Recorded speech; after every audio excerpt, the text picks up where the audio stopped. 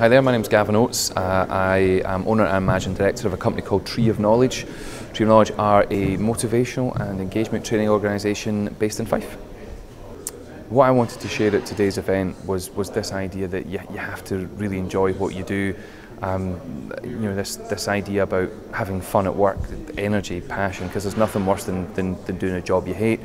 And I wanted to share that because what we do at Tree of Knowledge is we aim to help people to help themselves. The goal is to inspire the world, and our goal is to share as much information as we possibly can, and if that helps somebody to get off their backside and go and start a business and enjoy it a wee bit more, bring it on. I think events like this are essential. I don't think there's enough events like this that aim at such a broad spectrum of people, and there's people in the audience today at school. There's teachers here, there's want-to-be business owners, there's people who have started, people who have been doing it for years. And for people to come along and just listen to a wealth of experience and knowledge and hear that people have failed, that they've succeeded, it's a big room full of learning, and that's what we need.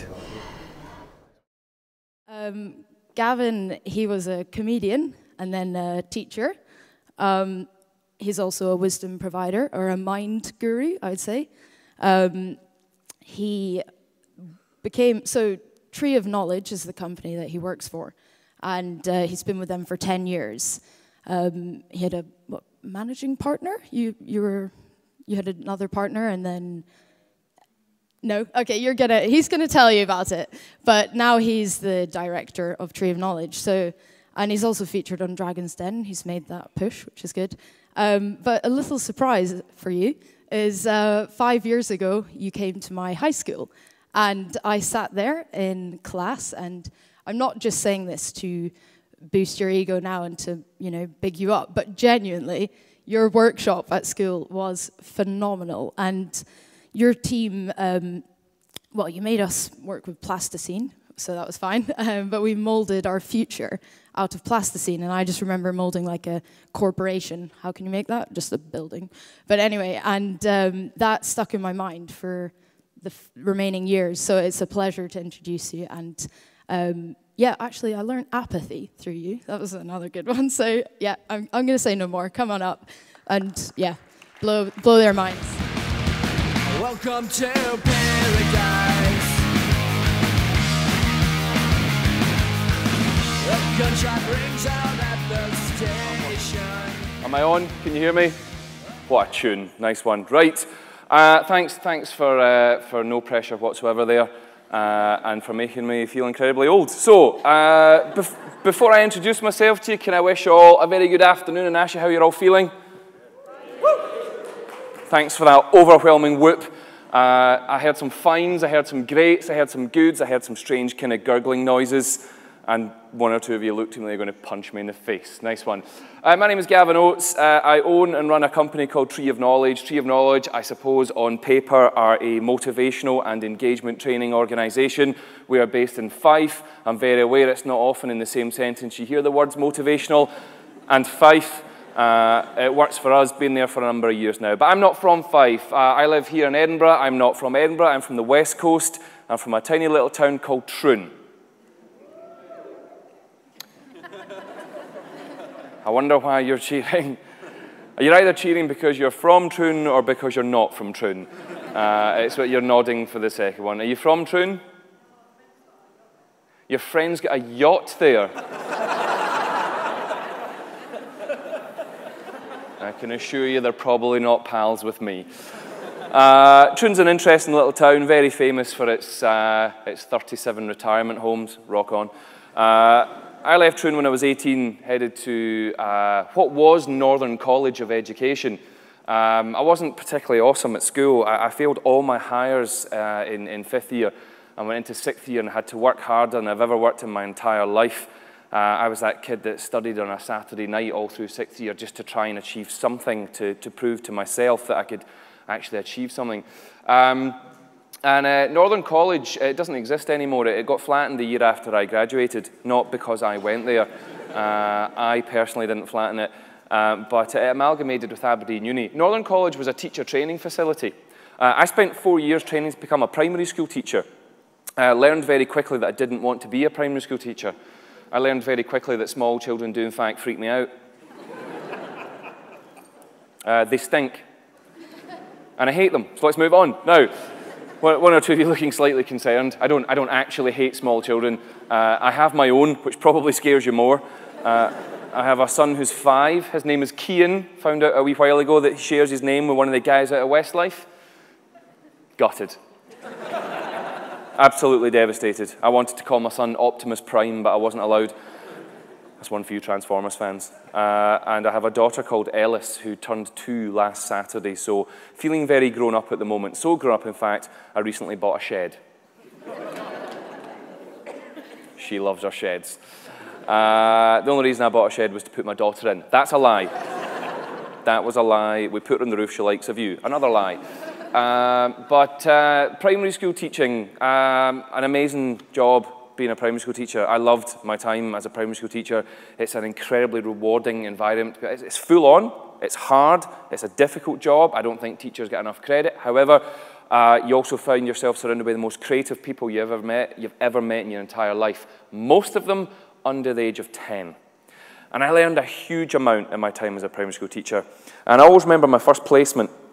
I arrived at the school, I was just turned 18, first year at uni, straight out of school, having to be very grown up, very professional. I was excited about going into a school, I was nervous, but above all, I was utterly passionate about going in to be a primary school teacher. That's what I wanted to do. And I was met by the head teacher at the door, and she stopped me and she said, "Are you our student, son?" Of course, being called son on your first day makes you feel very grown up. And I said, "Yes, that's me, lady." And she looked me up and down and she went, "Male." I didn't know if I was meant to show myself. So I did. That was the end of my career. So it was very short. The career. If Gregor Lawson can say Willie 37 times, I can talk about that. No, I said, "Yes, I'm male." And she said, "Right. Don't you forget your first rule of teaching, son." And I said, "What's that?" And she looked me right in the eye and said, "Don't smile till Christmas." And I stood there for a second thinking, don't smile till Christmas. What does it mean? It's going to be a joke. It's going to be hilarious. She's going to deliver a big sweeping punchline. We'll embrace, we'll be pals, and we'll march into school together. And then at this point, as I was expecting the punchline, she just turned and walked away. Don't smile till Christmas is a piece of advice that is used far too much in education. It's offered to many new teachers. It's about stamping your authority, and it's about not allowing those young learners to see that approachable side that I'm sure you would all agree a primary teacher needs to have in order to be a wonderful primary teacher. And I remember at the time thinking, what a truly awful piece of advice.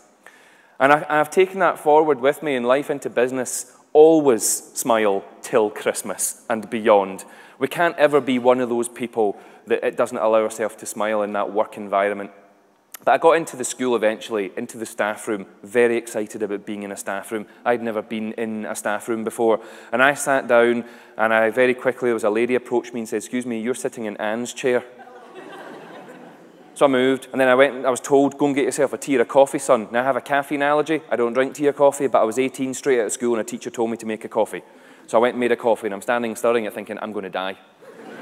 I wasn't stirring it with my finger, by the way, that's a spoon. Just use your imagination. And there was another woman came up and said, "Excuse me, you're using Anne's mug." Now, I'd never met Anne, and I hate Anne. And the reason I never met Anne was because she was always off with stress. Too many people using her cup. However, it was at this point, I stood there in the little kitchen area, watching people come and going on a Monday morning. Now, it's important for me that right now I mention most primary schools in this country are full of wonderful people that do wonderful things for other wonderful littler people. It's not even a word, but we've invented it. But this is the first work experience, proper work environment I'd ever been in, really. And on that morning, there was a weird feeling in the staff room. It felt grumpy, just grumpy. And then in walked Mary Poppins. Every school, every workplace has and needs a Mary Poppins. They are a joy. They float around with rays of light coming out their face. And this woman floated up to me and said, "Are you Gavin?" I looked her in the eye and said, "Are you Mary?" She looked very confused. And I said, "Yes, I'm Gavin." And she went, "Right, come on, you're with me. in the nursery. And I panicked at this point. I thought, no, I'm here to be a primary school teacher. No one told me that a massive part of training as a primary school teacher involves becoming a nursery teacher as well. How am I going to run nurseries? But then I started thinking back to my time in nursery, and I panicked even more because I was very different from all the other 3- and 4-year-olds. I was 11. And then I remembered the water area, the sand area, the climbing frames, the house corner, and I thought, I'm going to be just fine. And I'll be honest with you, see that morning, I had a ball. I played, and I played, and I played. And then the kids arrived. And we played some more, and then see at 11:15, it was officially playtime. It's great. Kids are dragging me by the hands to go and see the new climbing frame. And the teacher's going, oh no, come to the staff room and meet your new colleagues. And I'm thinking, but there's a new climbing frame. You know? And the kids were desperate to play, but I ended up in the staff room and I sat down once everyone else had sat down, and very quickly on that day discovered that I was surrounded by a group of individuals who did nothing but bitch and moan about their jobs. I'd like to point out again, most schools I've been in are not like that. First experience though. They bitched and moaned about their jobs, they bitched and moaned about each other, bitched and moaned about the kids' families, and I just sat there thinking, why are you here? That's a really important question. You know, I wonder why you're here today. I sat there looking at these people thinking, why are you here? You appear to be bored, angry, miserable, fed up, stressed. Why are you here? Why would you do a job that makes you like that? And then ultimately the question turned on me at only 18 years of age. Why am I here? And I'd like to tell you why I chose teaching initially. I chose teaching to make a difference. I used to think that was really cheesy and embarrassing, but I learned over the years that there is no other reason to go into teaching. In fact, I now believe there's no reason to go into any other job. There's no reason to start a business other than to make a difference. In fact, there's now scientific evidence that proves that if you don't believe that what you do for a living makes some level of difference to at least one other person in the world, then it's impossible for you to experience true happiness. I agree, 100%. If you don't believe that what you do is making a difference, it's difficult to really be happy in what you do. And I sat there thinking, are you going to stick this out for the rest of your life, Gavin? And the answer was, I've no idea. 4 years flew past, graduated in 2001 with an honours degree in primary teaching, taught for about 2 years. And then spotted an opportunity to join Tree of Knowledge, this incredible company that I didn't even know existed. And then 5 years later, which was 5 years ago from now, I spotted an opportunity to lead a management buyout. That's what happened. And the previous owner, a fantastic man, ready to move on and do new things, and I was ready to move on and do new things with the business. And we started again. And as was mentioned there, I wasn't going to mention it, but we popped ourselves onto the BBC in front of 10 million people on Dragon's Den, and I haven't slept since. So, we said no to the money, by the way, but anyway, that's a different story. Never wanted it in the first place. Best thing that never happened. And it's great for PR. And, you know, we mainly work in schools now, but there's a part of our business over the last couple of years that we've grown, and that's working with the corporates, as we like to call them. So we're now flying all over the world, speaking for some of the biggest companies, from Mars to General Electric to Canon to British Gas and so on. But ultimately, our job is to make a difference. The vision for our company, it's 3 words: inspire the world. That's it. That's the goal. It's a pretty big one, but that's what I want to do. And if I can carve out a career and make a living from making a difference and inspiring people, then bring it on. I've never called myself an entrepreneur once. I won Young Entrepreneur of the Year last year. I have no idea. I can't spell entrepreneur. I bet most of you can't either. I've never called myself an entrepreneur. I never studied business, never went to uni to study business. But see if you believe in something. See if you love what you do and you know you can make a difference with it. It's incredible what you can start to achieve. But there's a huge amount of challenges along the way. You'll come up, do you know what? There's just going to be days that are shit. There just are. There are days that are absolutely shit. And I know I'm swearing, and I don't apologize it, because there are days that are that. I didn't have the guts to say it a third time. Did you notice that? I had that moment where I looked over and saw kids in school uniform, and I panicked. I'm really sorry for saying shit. Yes. Now, there's always going to be problems. There just is. Deal with it. But it's how you deal with it. I've had the sleepless nights. I've been 6 weeks away from shutting the door in our business. 6 weeks. That was right back at the start. And it's horrible. But if it's in here and it feels right, you pick yourself up and you keep going. And so what if you work all through the night? Oh, what a shame. Get on with it, or it's not going to work. What happens if you don't believe you have the skills and abilities and the knowledge to take on those challenges? Well, you're going to get stressed. Now, there's loads of different types of stress. Put your hand up if you agree that there is such a thing as good stress. Lots of hands up. Brilliant. There is, none of the school kids put that up. There is such a thing. There is, I believe in good stress. There are certain people in certain environments, when put on the spot, know how to react well to stress. They produce greatness under pressure, some people. There's a scientific term for it. It's called a natural improvisational quality. In other words, if we all went to a comedy club tonight and took 2 minutes on stage each, those that are most nervous would probably produce the best piece of comedy. There's a non-scientific term for it. It's called winging it. Apparently some people make a career out of it. You think I'm joking? So good stress I believe in. There's another side to stress though that's nonsense. Made up in people's heads. Never be one of those people, and never work with, never employ anyone who likes to create their moments of drama. I wonder if you've ever worked with them. It's those people, they like to cause stressful moments, they love it, and then they just stir it up a bit, and then they walk away from you going, way. And they let you deal with it, and it's horrible. Never work with these people. Never surround yourselves with negative people who like to cause drama and problems. But silly stress exists. Putting fuel in your car is silly stress for some people. I wonder how many of you here get stressed putting fuel in your car. I wonder how many of you have done that thing where you're putting £20 worth of fuel in your car and 1 pence. There'll be people in here who can't walk away from that 1 pence. Why? They'll die. It's that serious. They can't deal with it. They can't cope with it. So what do? They top it up, sometimes by £9.99. Sometimes by $4.99 and sometimes by 99p because they can't cope with the overspill. I saw a woman doing this recently. She was going for £30 and I knew this because she'd stopped for a break at $29.95. I was rooting for her and everything. I was putting fuel in my car. I wasn't just perving around petrol stations. The fact I wasn't wearing clothes doesn't matter, right? So I'm putting fuel in my car. I happen to look over here. She's sitting at $29.95, and off she went. $29.96, $97. You know how fast those figures go. She was like a ninja. Her control was exquisite. $29.98, $99.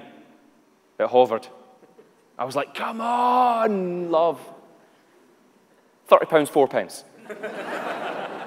Not 1 pence, 4 pence. Her whole arm must have just done this. She must have got a fright or something. And she took her hand off the pump and she was like, oh my God! And I'm like, what is this, you big freak? Her brow was about this size and she was angry and she was speaking through her teeth. I'm thinking, what's going on? I didn't know what to laugh or be scared, so I just kept putting in my random 4732 as it was, as I now do deliberately just to freak the guy out behind the counter. Do it, watch their faces, they can't cope either. I looked round, she's now going for 40. She missed it. And finally put in 50. She spent 20 quid more than she planned because of that 4 pence. She couldn't cope. It's ridiculous. And then she went and bought a Mars bar at 47 pence, I saw her. But at least when she came back out, she could look at that screen as if to say, got you. You know? It's ridiculous. There's loads of moments like this. But like in life that should never be stressful. But see, when you're going into your own business, there's going to be stressful moments, but don't let it bring you down. Don't let it ruin the experience. There's a secret to work out how you here today react to what I'm calling silly stress. The secret to this lives within your toilet roll holder at home. And I know there's a couple of people in here who have seen me speak before and they know I've got a thing about toilet roll, but just bear with me. Think about your toilet roll holder. If you don't have a toilet roll holder, imagine you've got one then. And stop putting your bog roll on the radiator. Now, been in all your houses today. Think about your toilet roll holder. Now imagine yourself attaching a toilet roll to it. Think for me. Does your toilet roll hang over and away from the wall, or does it hang in towards the wall? Hands up for over and away. The fact that many of you know for certain is worrying me already. I think it's time to stop where we are now and go home. We can get you help, though. Some of you put your hand up as if to say, and there's no other way. Of course there's another way. As I'm saying this, some of you are going, there is no other way, Gavin. What are you talking about? Turn it round. Do it everywhere you go from this day forward. Turn toilet roll around. Do it in your own house, do it in other people's houses. Look how mad they get. If it's got one of those big plastic things on it, kick it. No, don't do that. And just keep turning ball roll around everywhere you go, and one day someone's going to walk up to you and say to you, is it you? And you'll think back to that moment and realise that I'm absolutely right. It's ridiculous. There are so many things in life that should never be stressful. Silly stress. Into that category, I am putting owning, running, starting a business. Thinking big, dreaming. Should never be stressful. We shouldn't allow ourselves to be stressed. And it's mindset, it's attitude, it's heart and soul, constantly. And by the way, it's knackering. But there's a very serious side to stress. And I need to point that out, you know, it's very serious. And when it gets you, and it can have a hugely negative impact, not just on you as an individual, but the people around you. And that's why we have to put things in place early on. Make sure you're doing something you love. Make sure that you believe in it. And that helps us to bring those moments of stress down as much as we can. And of course, you mentioned apathy. When you said you learned apathy from me, I wasn't sure how to take that. I certainly talked about apathy, I would imagine. Apathy, I wasn't going to talk about apathy, but apathy it's those people who don't care.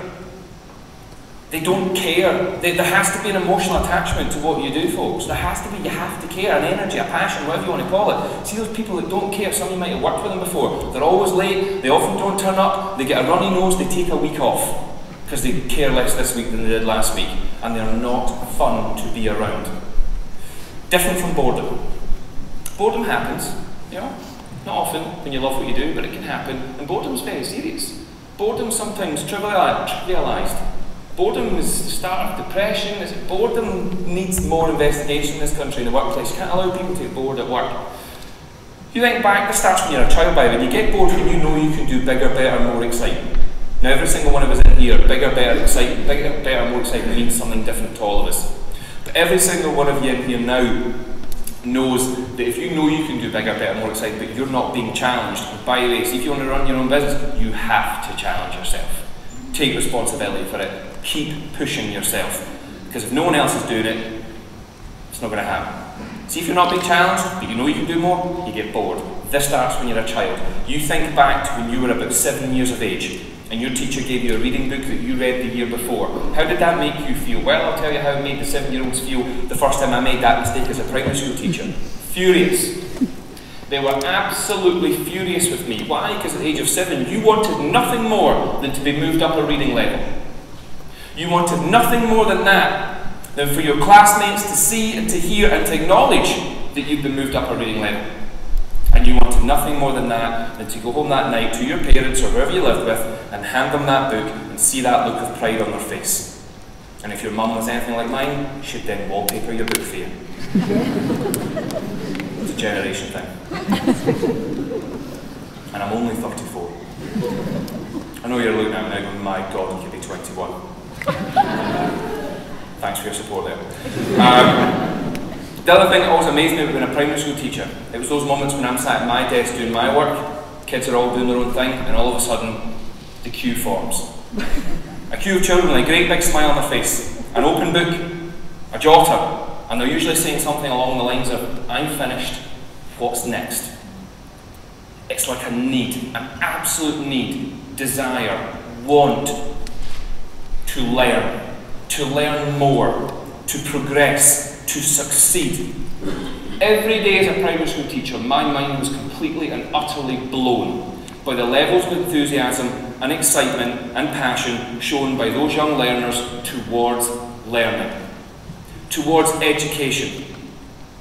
Of course, the great problem with primary school in this country is we leave primary school. And with this massive jump into high school, the building changes, your walk to school changes, your teachers change, your friends change, your body changes, your brain changes, the subjects change, everything just changes. And in my opinion, my personal opinion, it's too big a jump. I think we need middle schools in this country. That's a different conversation for another day.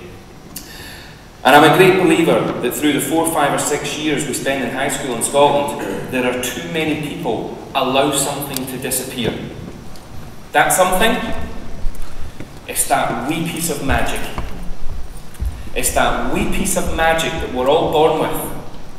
It's that wee piece of magic that's a natural thing that I see in my kids every single day. I'll give you an example. My son Kian, he's 5 now, 3 months ago, he's still 4 years of age. It was 4 o'clock on a Saturday morning. He came running into our room screaming "Dad" as loud as he can. I leapt up out of my bed. I didn't think I touched the bed. I was like, "What is it?" He ran right up to me and went, "I know why they're called eyeballs."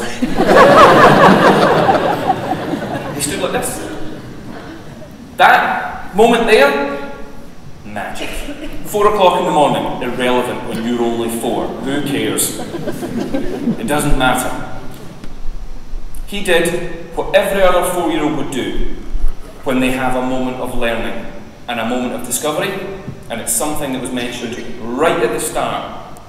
He shared it. We need to get back to sharing. See, it's interesting, sometimes the older we get, when we learn something new that no one else knows, we hold on to it. We keep a hold of it because it makes us better. It gives us a competitive edge. I'll give you another example. We're having dinner one night. In fact, we do that most nights. I'm from Troon.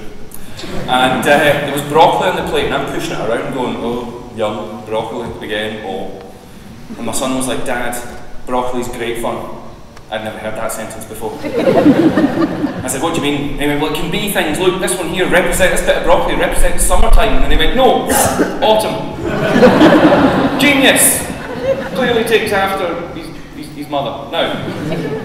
And then, do you know, it's amazing what we can learn from 3, 4, 5-year-olds. I think we should be bringing them into our businesses. And that's something that my company is looking at the moment. Not employing 3 and 4-year-olds, I might add. But a very exciting project that I'll probably speak to Bruce about another day. Moments of difficulty, moments of loss, tough times. It's amazing what we can learn from little kids. And I learned the biggest lesson of life last year when my dad died. My dad, he was 63, not particularly old for nowadays, and he'd been fighting against pancreatic cancer. Now, losing a parent, as some of you know, is tough at the best of times. But see, when you've got a 4-year-old at the time who doesn't understand what's happened, but kind of does understand what's happened, does that even make sense? I don't know. It makes it even tougher. Because they ask the most important question ever, and it's one that as new business owners you have to ask yourself constantly, and it's why. You have to keep asking why, keep challenging the why. And I remember tough times, and then the run up to Christmas last year, that was even more difficult. And then on Christmas Day, that was the toughest day for me. Sitting at my mum's house in Troon, big empty chair that's never been empty my entire life on Christmas Day. Family, extended family all around the table, not saying too much, because we're grown-ups, and we do the sensible thing. We don't want to say anything that's going to upset my mum, because she's in the kitchen trying to prove to the world that she can now do everything on her own. And we let her do that because she's an ex-PE teacher from the heart of Glasgow that smokes cigars. And she's awfully scary. She came back, served the food, sat down. It was weird. It was the weirdest Christmas day I've ever had, because we were being grown-ups. We were being sensible. I'm nearly finished, I promise. We were being sensible. And nobody wanted to say the wrong thing. And up spoke Kian. I'm sad as well, you know. I said, and I thought, he's doing the right thing. I said, what are you sad about? He said, I just miss my grandpa. And I said, I miss him too. What do you miss about him most? And he went, oh, never mind that, Dad. Do you want to see me draw an apple? And in that sentence of, do you want to see me draw an apple? He took that whole weird, awkward feeling, flipped it on its head, and put a great big smile on everyone's face. We burst out laughing, we went and got a whole bunch of paper, and we drew apples. We drew the best apples you've ever seen in your life. And I learned from a 4-year-old child that day, if you're ever down about something, upset about something, worried about something, see, owning and running a business, see early on, there'll be moments where you're down, worried, upset, stressed. Draw an apple. There's the best piece of business advice you're getting today. Draw an apple, and it will put a smile on your face. It's mindset, it's attitude. Flip it on its head like a 3 and 4-year-old would do, put a great big burst of imagination, colour, fun and humour in there. Buy yourself a sandpit and have it in your office. I have a sandpit in my office. Why? Because it's wonderful. People come from meetings and they sit there and they're trying to look at you in the eye and they keep going this. Do you want to take 5 minutes? Do you mind? It's brilliant. We play hide and seek. Play hide and seek. When was the last time you had a game of tig at work? Have a game at lunch. Everyone run around playing tig. Have a game of hide and seek, you'll never find your colleagues again. And when you get home tonight, I want you to run into your bedroom, dive onto your bed, roll yourself up, shout as loud as you can, I'm a sausage roll. And when somebody runs into your room, and if you live alone, someone will come running eventually. When somebody runs into your room and says, what is it? You look them in the face and you tell them, I'm a sausage roll. And you find me on Twitter. It's just at Gavin Oattes, all one word with 2 T's and an E, and you leave me a message that says, I'm a sausage roll. Final thought. If there's 10 birds sitting on a washing line and 5 decide to fly away, how many are left? 10. I'm hearing 5, I'm hearing 10. Who said 10? Oh, none. I'm hearing none, 5 and 10. It's a very famous question, it's not mine. The answer's meant to be 10. Point being, how often in life do you, they're still there, how often in life do you decide you're going to do something but you never actually do it? How many of you in this room right now keep deciding you're going to start your own business, run your own business, you haven't actually done it yet? The answer's not 10 from me. And it's a famous question, the answer's been 10 for about 100 years. I'm going to rock the boat here and scare you. It's 9. There's always 1. There is. And people look at them and go, my God, they're lucky. Yeah. I've heard about luck today. I don't really believe in luck. Some of us work our asses off and make stuff happen. Good luck. Cheers. Thanks.